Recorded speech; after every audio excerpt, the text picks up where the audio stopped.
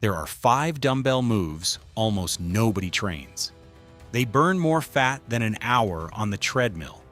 The reason they burn more calories isn't because they're harder. It's because they force your entire body to work as one system instead of isolating a single muscle. I'm showing you all 5 right now.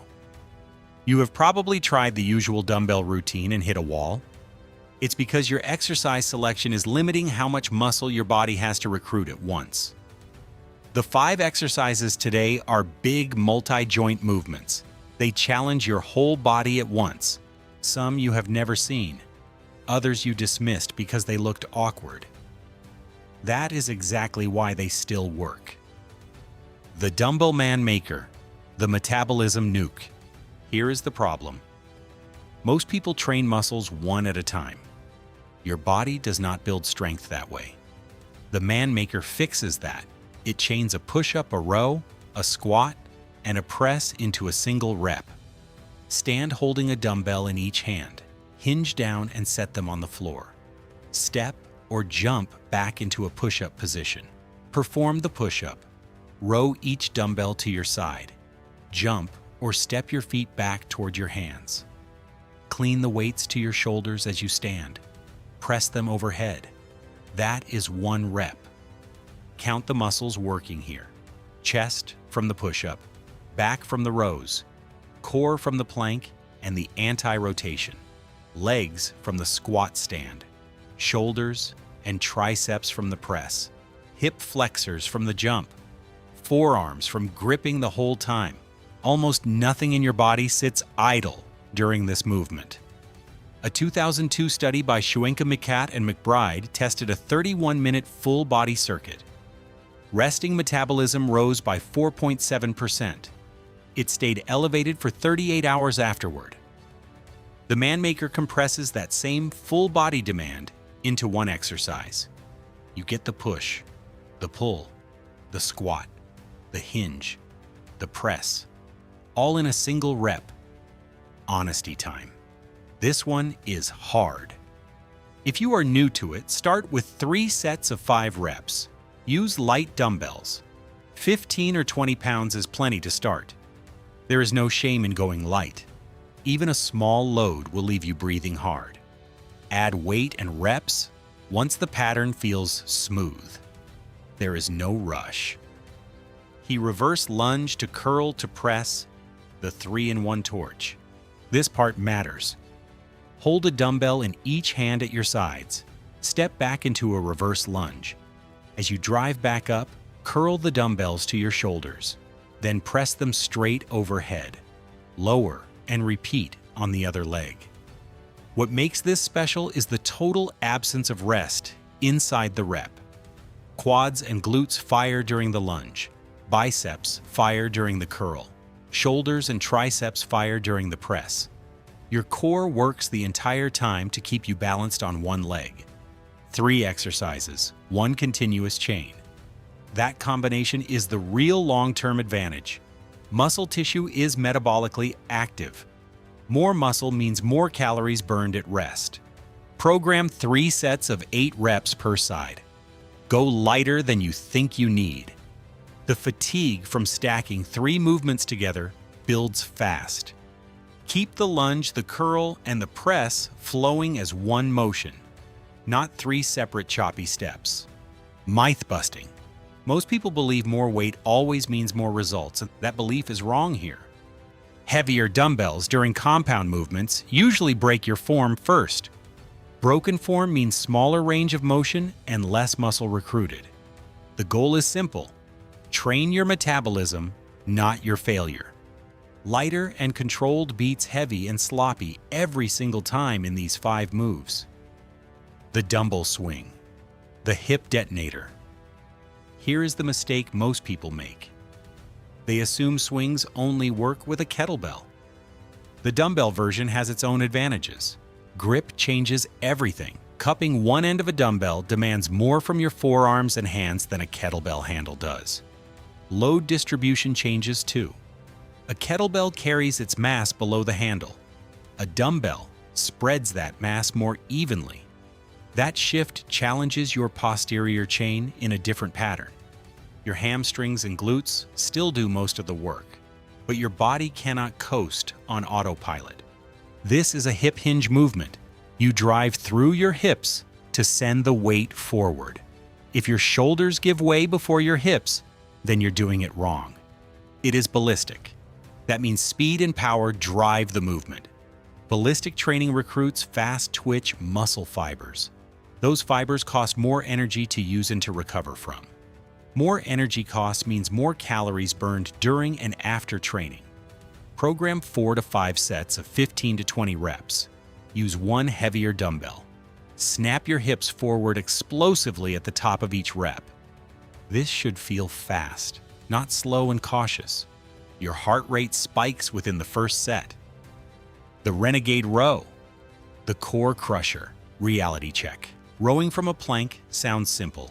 It is not. Start in a push-up position, gripping a dumbbell in each hand. From that plank, row one dumbbell to your side. Lower it. Row the other side. That is 1 rep. Your core stays engaged for the entire plank. Your chest and shoulders stabilize your upper body. The row itself hits your lats, your rhomboids, and your biceps. Nothing gets a break during this exercise. The real driver here is the anti-rotation demand. When you row one side, your torso wants to twist toward it. Your obliques and deep stabilizers have to fight that twist.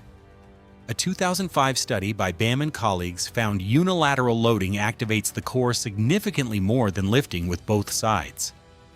That fight against rotation is exactly why this exercise is so demanding. Program 3 to 4 sets of 6 to 8 reps per side. Use a lighter weight than feels necessary. Most people grab dumbbells too heavy for this movement. Their hips start swaying everywhere. Drop the ego. Choose something manageable. Stay rock solid through your core. The dumbbell thruster. The oxygen thief. This part matters most. Hold 2 dumbbells at shoulder height in the front rack position. Squat down. Drive back up into an overhead press. That single movement recruits your quads, your glutes, your core, your shoulders, and your triceps together.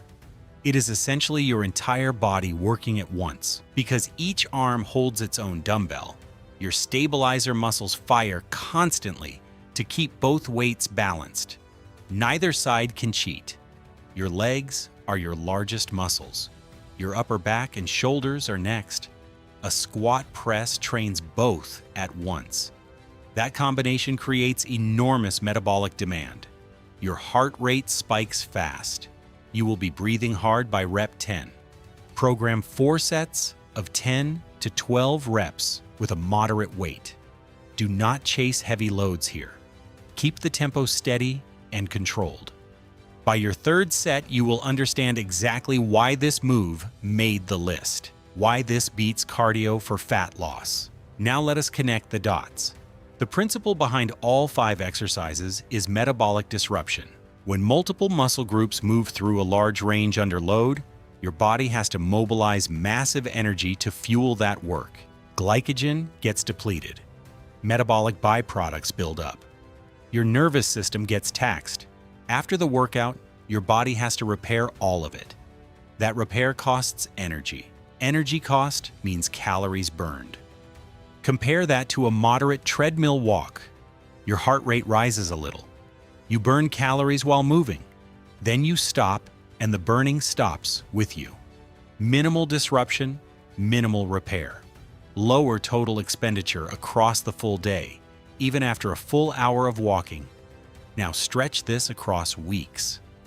Training compound dumbbell work 3 or 4 times a week builds muscle. More muscle raises your resting metabolic rate. Repeated bouts of disruption keep your body burning longer. Getting stronger means doing more work in less time as you progress. It compounds. The longer you stay consistent, the better the results become. Someone doing cardio alone is not building muscle. Too much cardio without proper nutrition can even cost muscle over time. Their resting rate stays flat or drops. Their body adapts to the same stimulus fast. So the same walk burns fewer calories over time. Walking still has its place. It is low stress. It supports recovery. It adds extra calorie burn without taxing your system. But if fat loss is the goal and your time is limited, these 5 dumbbell exercises outperform any cardio machine.